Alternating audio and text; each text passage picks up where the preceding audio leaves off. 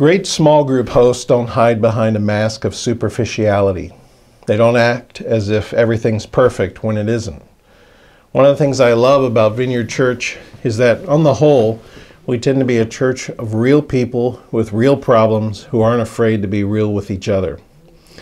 A great small group host will share honestly and intimately, starting a chain reaction among the group members.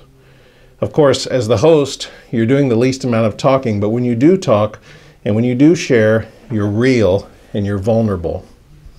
A rule of thumb here is that group members will never be more transparent than the host, so the host has to lead the way. Successful small group hosts open their heart and soul and allow others to see who they really are. They realize that by sharing weaknesses, they actually gain strength. This creates an entryway that leads to a closer and more intimate group. In 2 Corinthians 12:9, God says to the Apostle Paul, "My grace is sufficient for you, for my power is made perfect in weakness."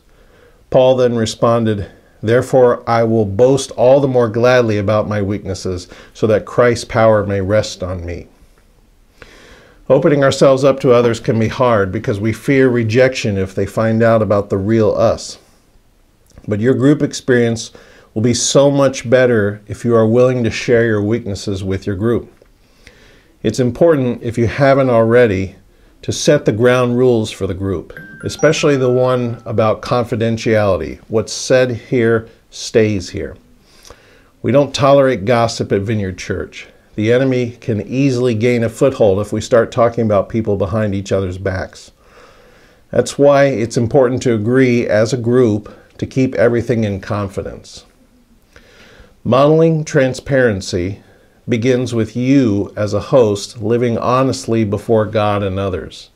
This means meeting daily with God during a quiet time and then honestly communicating with Him throughout your day. Ask God to make you honest and transparent as you spend time in His presence. After living in transparency before God, make it your goal to share your own weaknesses and trials in your daily relationships. Don't feel like you always have to look good before others.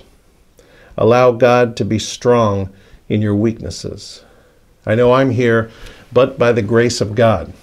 Before I was a pastor, I was definitely a rascally character. There's no way you would have pegged me to become a pastor. In many ways, I'm still rascally. My wife and my son will tell you. But it's not about my sufficiency. It's about His sufficiency. We are all here, but by the grace of God. God bless.